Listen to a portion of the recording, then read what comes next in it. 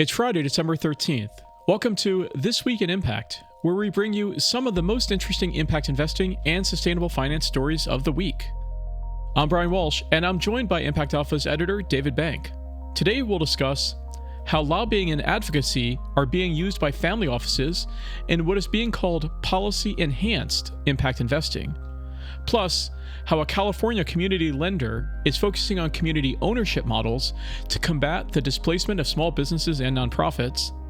And finally, we'll look at the rapidly evolving off-grid solar industry in Africa. That's all coming up on This Week in Impact. Hi, David. How are you doing this week? Terrific, Brian. How are you? I'm doing quite well. Now, this week, I know you spoke with Liesl Pritzker-Simmons, who, along with her husband, Ian Simmons, is the principal of the family office Blue Haven Initiative. They have joined other family offices and impact investors in launching Policy-Enhanced Impact Investing, a new community that uses lobbying and advocacy to amplify the social impact objectives of their investments. So what did you learn about this new effort? Well, Brian, the words lobbying and advocacy and even politics sometimes might stick in the craw of investors and including impact investors. But if you think about it, various interest groups, corporations, and others have lobbied for years around regulations and legislation that would affect their businesses. And Liesl Pritzker-Simmons and her husband Ian, as you say, had the realization that they were doing investing on one hand, and they were investing in a lot of climate and fintech and healthcare impact investing themes.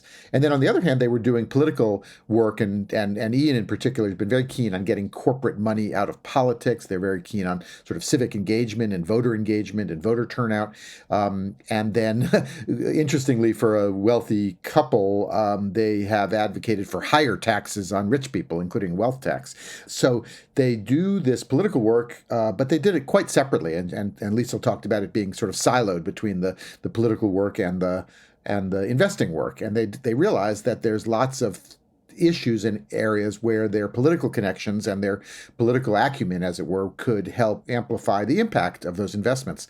And so they've sort of had that realization, and then they started nosing around with other LPs and other family offices and realized there were a small group, at least, of folks who had been thinking along the same way. Sorensen Impact Foundation comes to mind, and folks may know that they played a big role in getting the opportunity zones legislation passed back in 2017, and that now they're working on kind of ownership economy or employee ownership conversion financing at a legislative level. And so there's a handful of folks who are doing it, and they could kind of put their heads together and said, let's call this let's make a thing out of this, policy-enhanced impact investing, where, in fact, engaging the levers of power is part of the investment process, and it's not external to it, as many folks probably have assumed over time. And so they're assembling kind of best practices and case studies and essentially, drawing in their fellow family offices to think, how can we affect state and local policies that might affect our investments. And so how are these impact investors effectively integrating both lobbying and advocacy into their overall impact strategies to kind of assure that alignment between their financial goals and their desired social outcomes? Well, it's interesting because they went to their own. Blue Haven started by going to its own fund managers, and the fund managers essentially said, "Yeah, I can see why that would be important, but I don't have time. I don't have expertise. It's not our lane. I leave that to others."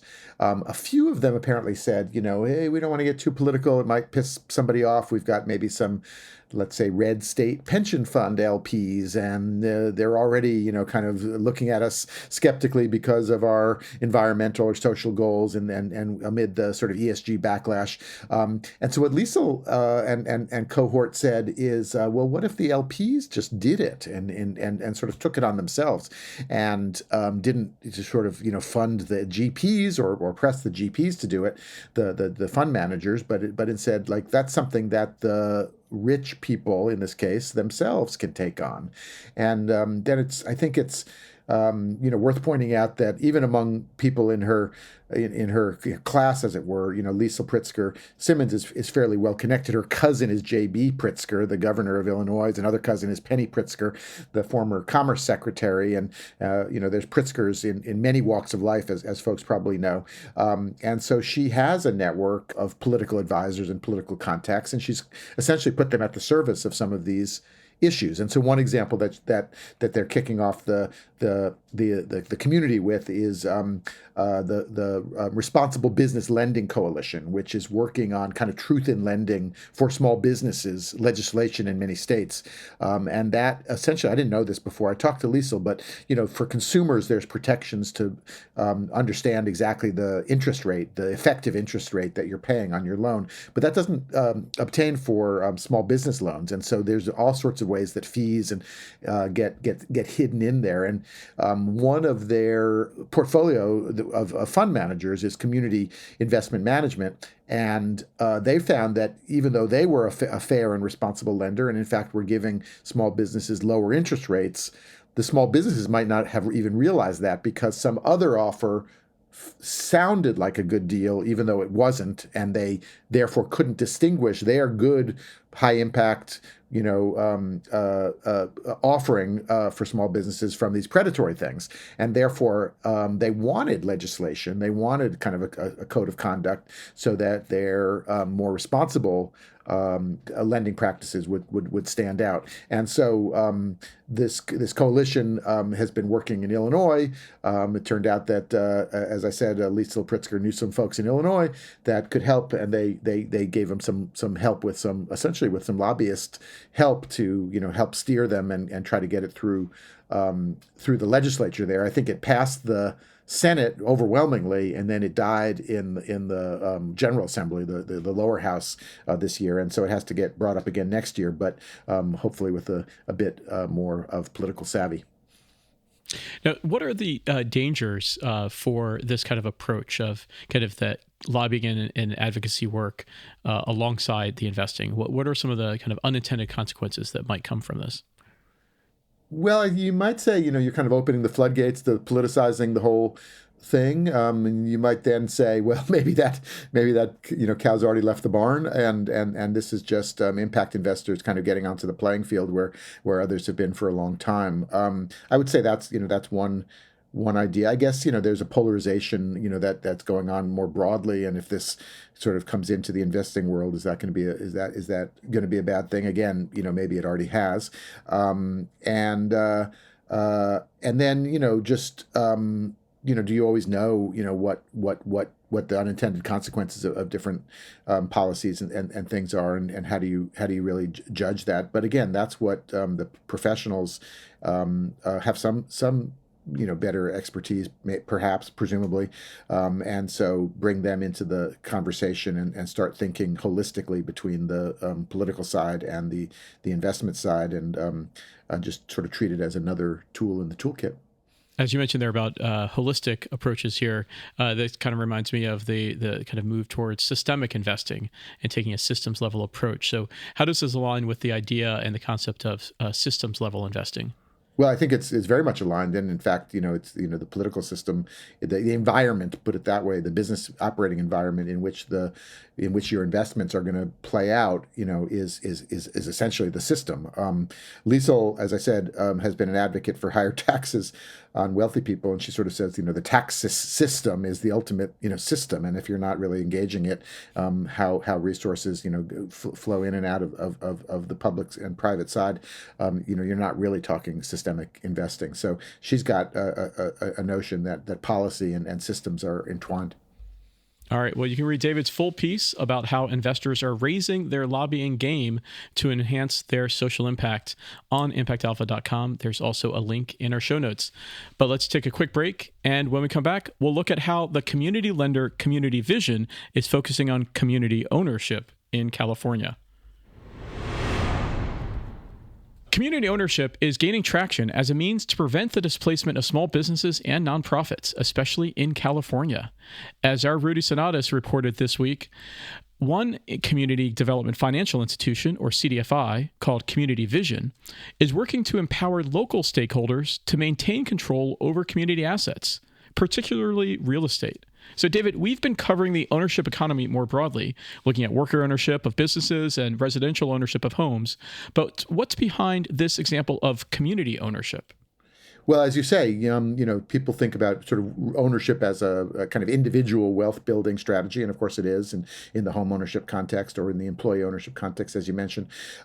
This kind of gets back to kind of more of a sort of bread and butter community development idea, which is that it's very helpful for the local health clinic or the local grocery, the local community center run by a nonprofit to own that building as well. For starters, the rents can't go up then. For second, then they get to, have some appreciating value. They can maybe leverage that in other ways. So it's essentially the same formula, which is, help the folks who are closest to the ground to actually have the ownership stake. And so Community Vision does just what I said. It lends to community groups and nonprofits and also to for-profit companies for projects that enhance the kind of resilience and stability of communities. And so a youth center in the Soma neighborhood in San Francisco that is going to serve the Filipino community there and let them build all kinds of things from violence prevention to entrepreneurship and activities for youth there. And so it's just a $7.5 million low interest loan, and they help with the pre-development and the development and get this nonprofit, this community nonprofit to be a secure and stable kind of property owner in that neighborhood. And similarly, other kinds of things like that in Fresno, and there's a small town in the Northern California called Wairika. They helped turn an old Carnegie Library actually into a kind of economic development council facility that's going to help be a kind of innovation incubator for small businesses there. Help me understand community ownership a little bit better, David. Like, what is actually meant here? The actual owners of these resources. When we're talking about a nonprofit owning a building, that makes sense. But that's a nonprofit. It's not any actual person or collective of people. It's an entity that exists for the broader good. So, what does community ownership mean in this context? Well, you're right, I think, Brian, to point out that community is one of the more overused words in both our space and more generally. And in some cases, it is a local nonprofit. Those can have different levels of community governance. Nonprofit also is, spans a wide spectrum of kinds of structures. You could have, co-ops. You could have community accountable nonprofits. You could have employee-owned companies owning things. And there's a variety of models to ensure that, in the aggregate, let's just say, the wealth stays in the community, the ownership accrues to the local community. It's kind of, I think, a way of saying, it's local folks, not outside entities, whether those be big banks or corporations or what have you. But you're right, the devil is in the details of what and who really benefits. And these things, as you say, can get political or there can be, all kinds of problems. So I think that's part of why responsible lenders like Community Vision and others, try to work with the borrowers to make sure that there's kind of accountability and actual broad benefit. Yeah, related to that, we had another guest post this week about how community ownership benefits investors and communities, and we looked at tribal ownership of a particular asset. Can you tell us about that? Yeah, that's a great example. It was in a post that we had from Christina Hollenbach of Justice Capital and Aisha Benson of the Nonprofit Finance Fund. And it's a clean energy wind project at the Standing Rock Sioux tribe. And it's one of the first indigenous-owned commercial-scale wind farms. And what's interesting is that the wind farm will generate clean energy, and that's both for the region and also can be sold to the grid. And then the revenue, in some tens of millions of dollars over time, will go back to the development development authority of the tribe, and that provides a kind of long-term, I think in this case, 25-year revenue stream that is, can go back for regenerative agriculture, household affordable energy, language and cultural learning, all kinds of community-owned infrastructure that this community development company, will be able to then finance. So it's again, you have a productive and income-generating asset, and then instead of the profits from that going off to some outside developer investor, comes back to the community through hopefully an accountable community-led organization. And how can impact investors be encouraged to support these kind of community ownership initiatives? If the idea here is to transfer ownership to the stakeholders in the community, how can outside investors be involved in scaling these kind of models? Well, these things need the upfront capital to get going, and that is often very hard to find on a commercial basis, or if you can find it, it's quite expensive. So that's exactly what CDFIs were essentially created to do, was to be able to provide a kind of closer to the ground, in many cases, lower cost, but often, the only available capital to do the initial purchase, and then, in these different kinds of models, that can get repaid, and the community, increases its ownership over time. So you've got to finance these things essentially, and there's all kinds of mechanisms and products and structures for which impact investors can help community development finance institutions in particular make these kinds of loans. So there's plenty of ways for folks to get involved in helping provide the capital that's needed. All right, well, you can read Rudy's full article on community vision, as well as the guest post on community ownership benefits for investors and communities on ImpactAlpha.com, and we will have a link to them both in our show notes. But for now, let's take one more quick break. When we come back, we'll take a look at the rapidly evolving off-grid solar industry in Africa. The off-grid solar industry in Africa is rapidly evolving, with major players attracting significant investments to scale their operations. As ImpactAlpha's Lucy and Gigi reported this week, this surge in funding highlights the growing recognition of the sector's potential to address energy access across the continent. So, David, Lucy's article notes that a few incumbent players, D-Light, Sun King, and Mkopa, have secured the majority of recent funding. So how does this concentration of investment impact the broader off-grid solar market? What's interesting, Brian, is those deals you mentioned kind of securitize the revenue streams of home solar systems. And so folks buy these systems on a pay-as-you-go basis. They have a track record of repayment, and then you can essentially sell those receivables to the local bank and recycle the money, do more installations. What Lucy was pointing to was a very interesting trend, which was commercial and industrial projects.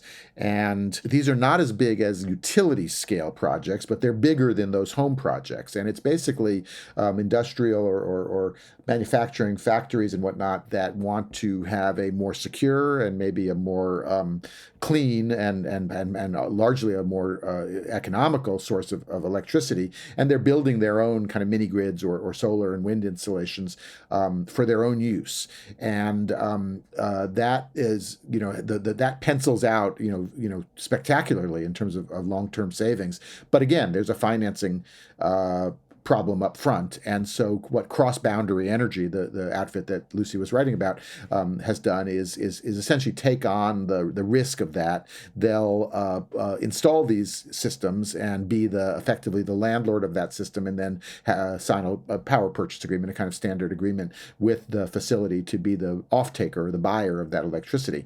And then what they've done, just to put another twist on it, is say, okay, instead of taking the risk on a one-off project, let's securitize a bunch of those, and we can then de-risk that and sell it to institutional investors, further lowering the cost of capital. All right, so what is the role of catalytic capital then in helping to mainstream these off-grid solar securitizations? Well, again, there's all kinds of risks, and so there's de-risking mechanisms that can make the deal come together. Again, that should be a transient need as the sort of, performance track record of these kinds of deals becomes better known. But if you're trying to bring in,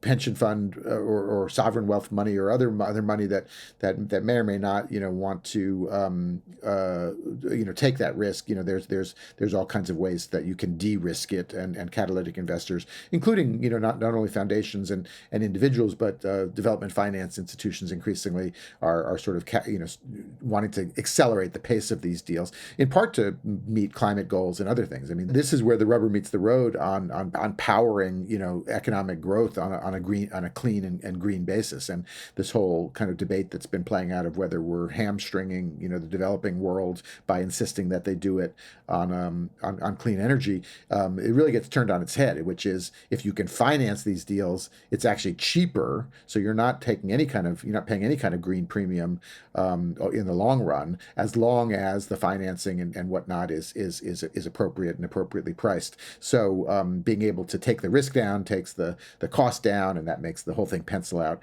And you can hopefully have a much bigger and faster deployment of solar and other clean energy across Africa, and have economic growth. Right, and that's critical because, as Lucy put it in the lead to her piece, the good news is that Africa is attracting a record amount of capital for clean energy development. The bad news is funding for fossil fuel projects is nearly double the funding for clean energy on the continent. So all that catalytic capital to catalyze commercial investments to bring this clean energy revolution to scale is sorely needed. Yeah, and I think Africa may be behind on that front, if I'm not mistaken. That the money to clean energy infrastructure globally has actually surpassed the money being invested in fossil infrastructure just recently in the last year or so. But obviously, as Africa comes up the economic development curve, you want to make sure that it's being done on a clean and low carbon basis. All right. Well, you can read Lucy's full article, Commercial Lenders Wake Up to Africa's Fastest Growing Solar Sector, on ImpactAlpha.com. There's also a link in our show notes. But David, that's going to do it for this episode of This Week in Impact. Thank you so much, David. It's great to be with you again, Brian, as always. As always, and thank you all for listening. This Week in Impact is a production of Impact Alpha and part of the Impact Alpha podcast network. Smart conversations by and for impact investing professionals. For more exclusive stories about the world of impact investing and sustainable finance, join thousands of other agents of impact by subscribing. Just go to impactalpha.com/subscribe for full access. Thanks, as always, to our producer extraordinaire, Isaac Silk. For David Bank, I'm Brian Walsh. We'll see you next week for more Impact.